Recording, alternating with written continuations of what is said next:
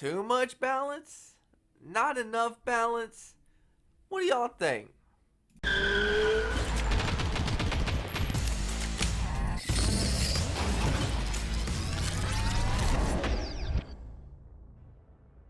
Hey y'all! Welcome all to IGY6 Games, the gamer channel that brings you a variety of entertainment and content. Bo here in your ear. Before I kick things off, I'd appreciate the love by y'all sharing and hitting those icons that need to click. And with that said, check out the social meds where I post daily and keep in touch with followers. Now let go.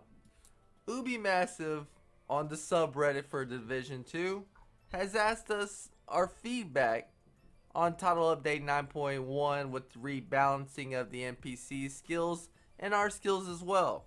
So I figured I'm just going to go ahead and make a video answering all the questions. Question numero uno.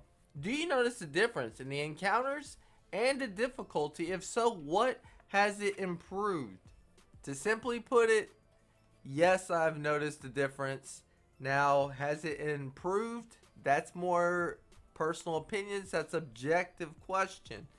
But I would say for most gamers, most agents, I would say this has improved, because apparently the whole purpose of this rebalancing was to minimize all the chaos with all the deployed skills and stuff from NPCs.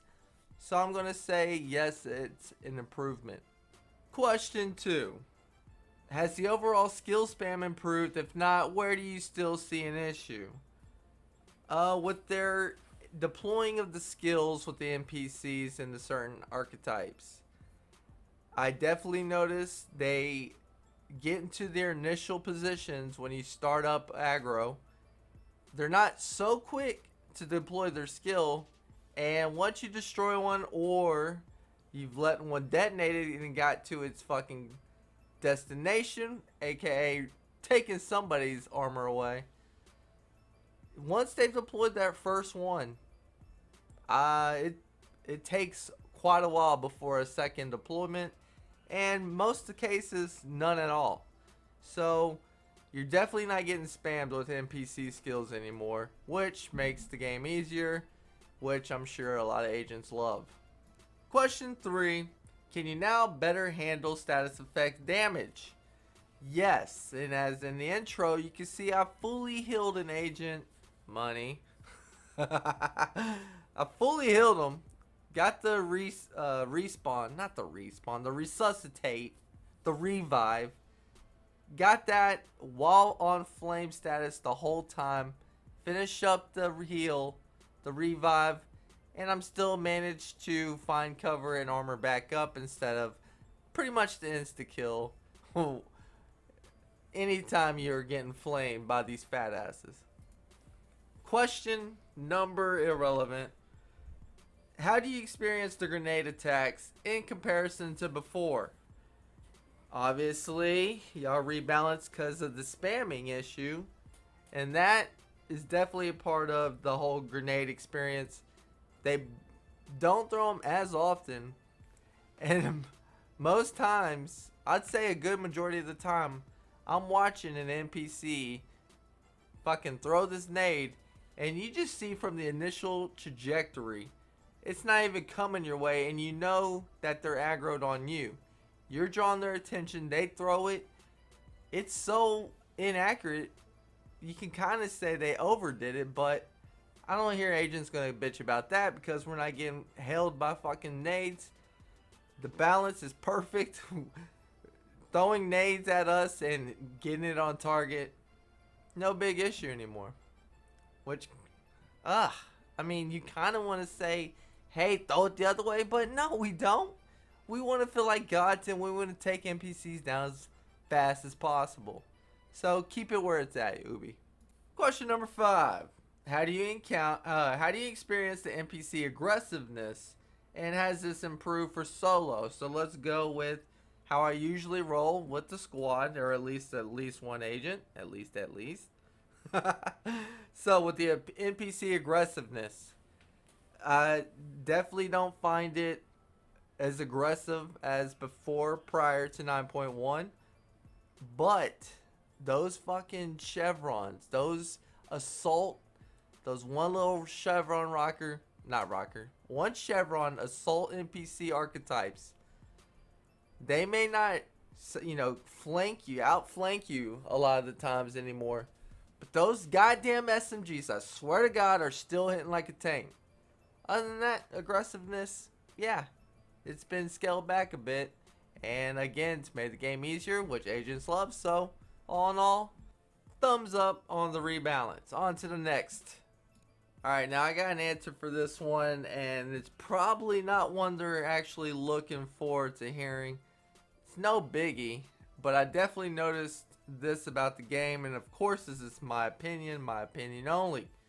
Have you tried heroic legendary difficulty, and how's your experience gone? Whatever.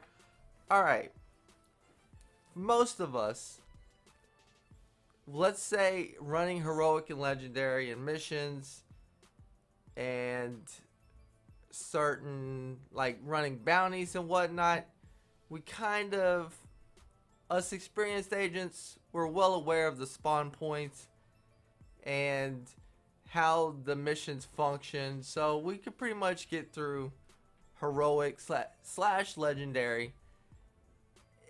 We can get it, let's say if we had no issues prior to 9.1, post 9.1, it just made it a lot easier. Now, what I'm going to argue here with this question, it's the experience in the open world. Hell, with just that last manhunt, you get that bounty over there at East Mall District. Do you notice you can't go? Now, this could be a little different with challenging and normal and below, or hard and below. But once you hit heroic, and say you don't get these NPCs taken care of in time, you're going to be getting flanked from some kind of resource convoy, some kind of supply convoy, just a random patrol, open world boss.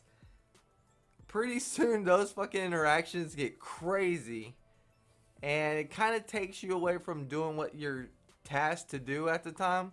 So I do notice the open world experience gets a little annoying at times when constantly being flanked by another faction doing whatever the fuck they're out to do. But running the missions and all the other activities that are pretty much predictable, definitely post 9.1 has made it extremely easier. Big balance. Where now I would say challenging people, hey, don't be afraid to go to heroic. The shit is gotten really nice and manageable with all the skills, so I would definitely go out and just raise that skill level, because you may find it's not much of a difference anymore. Alright, just a couple more questions I want to touch up on. Some are just kind of repetitive in what I would be answering, so let's go. And I kind of already answered this earlier, but it's are there still specific behavior and archetypes that cause difficulty spike? Now, I'm not going to say they make it difficult, and of course I'm referring back to the assault archetypes, the SMG fucking thugging out, where they sidestep, flank you. Now that shit was crazy. It was kind of like prior 1.4 back into Division 1 with the shotgunners. Now, the SMG assault archetypes are right now those people. They get a couple, just like a little tat. That is armor gone. Hopefully got unbreakable. Or the exotic chest piece, because that bitch, your armor's gone if they just get a couple shots on you. So, if I would say anything to improve post 9.1, it's still the behavior slash damage dealing assault archetypes. And of course there's one more thing I wanted to answer. Like I said, they get repetitive, so something to improve in the encounters. Are they fairer and whatnot?